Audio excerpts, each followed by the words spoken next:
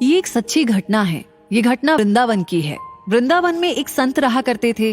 लोग उनको जज साहब करके पुकारते थे। तब लोगों ने पूछा कि ये तो एक संत है, तो फिर लोग उनको जज साहब करके क्यों पुकारते हैं?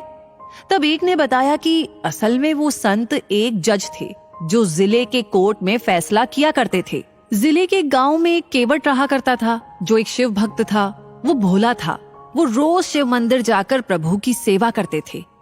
एक दिन की बात है, केवट को उसके पिताजी ने बुलाया और कहा कि बेटा, तुम्हारी बहन अब बड़ी हो गई है और कुछ महीने में उसकी शादी करनी है और पैसों की जरूरत है। तुम जाके जमींदार से कुछ पैसा उधार लेकर आओ। उस पैसे से तुम्हारी बहन की शादी करेंगे, फिर बाद में उनको ब्याज सहित पैसा लौटा देंगे। तुम जल्दी जाके पैसे लेकर आओ। केवट फिर उस जमींदार के पास जाके कुछ पैसे उधार लेकर आया और वो पैसे पिताजी को दिए। कुछ महीने में केवट की बहन की शादी बड़ी धूमधाम से कराई। शादी के बाद केवट शहर गया। कुछ सालों में उसने खूब सारे पैसे कमाए। फिर वो अपने गांव आ गया और एक दिन पिताजी को बोला कि पिताजी, ये पैसा ले लीजिए और जमींदार के सारे पैसे लौटा दीजिए। पिताजी बोले कि बेटा, तुम पैसे लौटा कर आ जाओ। फिर वो केवट उस जमींदार के पास गया और बोला कि जमींदार साहब, मेरा आज तक का कितना पैसा लौटाना है? जमींदार ने फिर सारा हिसाब देखा और बोला कि इतने पैसे ब्याज सहित देने हैं। केवट ने वो सारे पैसे लौटा दिए। फिर जमींदार ने उसे एक पर्ची दे दी जिसमें लिखा था कि केवट ने मेरा सारा हिसाब चुकता किया है, अब इसका कुछ भी ऋण बाकी नहीं है। जमींदार बोला कि केवट, ये पर्ची देख लो। तब केवट बोला कि नहीं साहब जी। जमींदार फिर से बोला कि एक बार देख लो। तब केवट बोला कि कोई बात नहीं साहब जी, वो तो मेरे शंकर जी ही जाने।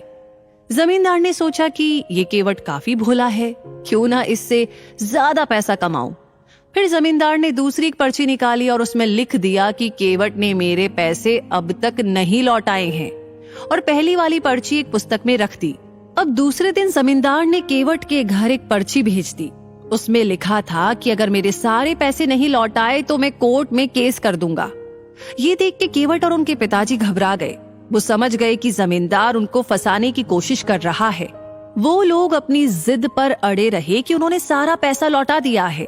कुछ दिन बाद उस जमींदार ने केवट के ऊपर जिले के कोर्ट में केस कर दिया। कुछ दिनों के बाद केवट को कोर्ट में से समन आ गया। अब तो केवट को कोर्ट में हाजिर होना ही था। वो दिन आ गया जब केवट को कोर्ट में हाजिर होना था। केवट पहले भोले शंकर जी के मंदिर गया और वहां से कोर्ट गया। कोर्ट में उसको जज साहब, जो कि आज संत है, उन्होंने पूछा कि केवट, तुमने जमींदार के पैसे क्यों नहीं लौटाए? तब केवट बोला कि जज साहब, मैंने सारे पैसे लौटा दिए हैं। ये जमींदार झूठ बोल रहा है। तब जज साहब बोले कि पैसे लौटाते समय तुम्हारे अलावा और भी कोई वहां पर मौजूद था?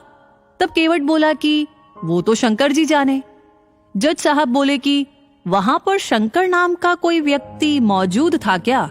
केवट बोला कि हाँ, वहां पर मेरे शंकर जी मौजूद थे, उनको सब पता है। तब जज साहब बोले कि शंकर जी कहाँ रहते हैं, उनका जरा पता बताओ। तब केवट बोला, वो तो मंदिर में रहते हैं। जज साहब ने सोचा कि कोई पुजारी होगा जिसका नाम शंकर है। जज साहब ने शंकर के नाम का वारंट निकाला और अपने सिपाही से बोला कि ये वारंट लेकर उस मंदिर में जाओ और शंकर जी को दे आओ। सिपाही तुरंत वारंट लेकर निकल गया। कुछ देर के बाद वो मंदिर पहुंच गया। पुजारी से बोला कि यहाँ शंकर नाम का व्यक्ति कौन है, उनके नाम पर ये वारंट है, उनको बुलाइए। तब पुजारी बोला कि शंकर जी तो देवों के देव महादेव जी है।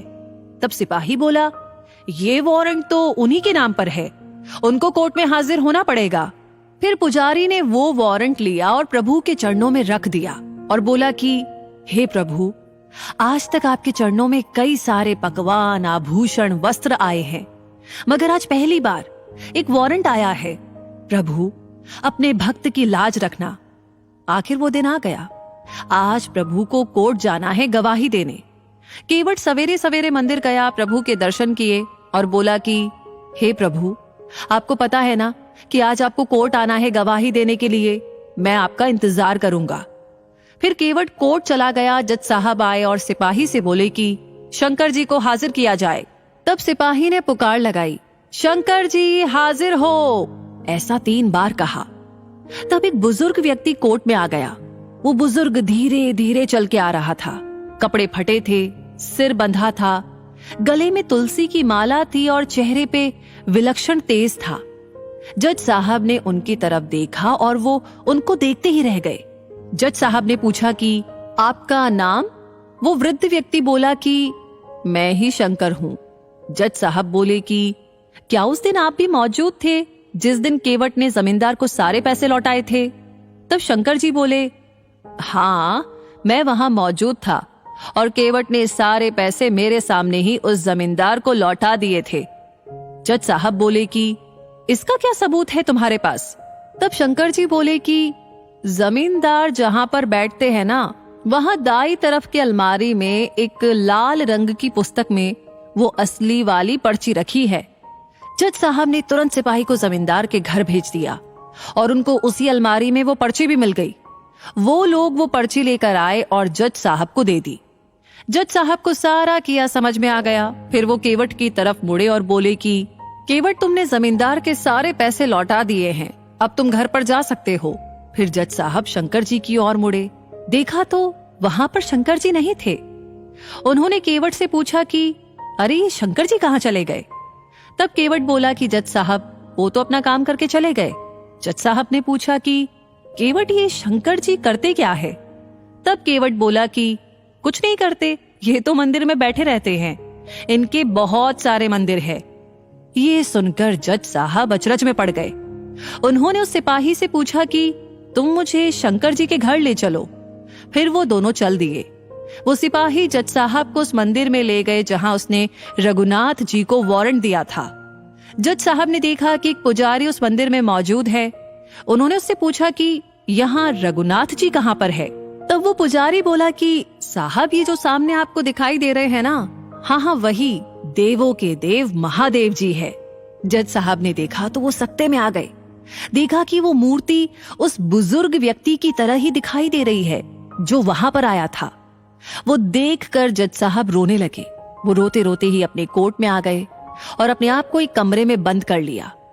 दूसरे दिन जज साहब ने अपना इस्तीफा दे दिया। जब उनसे पूछा गया तो वो बोले कि जिसकी अदालत में एक दिन सबको जाना है, वो पालनहार आज मेरी अदालत में आए थे और मैं बैठा रहा और वो खड़े थे। मैंने बहुत बड़ी भूल कर दी, उनको पहचाना तक नहीं। लोगों के जीवन का फैसला करने वाले को ही फैसला सुना रहा था। दोस्तों, जानते हैं आप, आज भी वो जज साहब वृंदावन की गलियों में घूमते नजर आते हैं। हर रोज वो प्रभु के दर्शन मंदिर के बाहर से ही करते हैं, और वो भी खड़े रह के। तो दोस्तों, सच्चे मन से की गई भक्ति में ही भगवान रिझ जाते हैं। भगवान को सिर्फ और सिर्फ सच्ची भक्ति और प्यार चाहिए, इनसे ही वो खुश हो जाते हैं। इसी के साथ ये कहानी यहीं पर समाप्त होती है। ये कहानी, ये वीडियो आपको कैसा लगा कमेंट सेक्शन में लिख करके अपनी राय हमें जरूर बताइएगा। लाइक ऑलरेडी आपने कर दिया है तो इस कहानी को ज्यादा से ज्यादा लोगों के साथ शेयर करना बिल्कुल ना भूलें। बाकी हमेशा ऐसी कहानियां आपको समय समय पर मिलती रहे, उसके लिए हमारे पेज को फॉलो करना बिल्कुल ना भूलें। मिलेंगे बहुत जल्दी ही नई कहानी के साथ। तब तक के लिए आपसे कहूंगी धन्यवाद।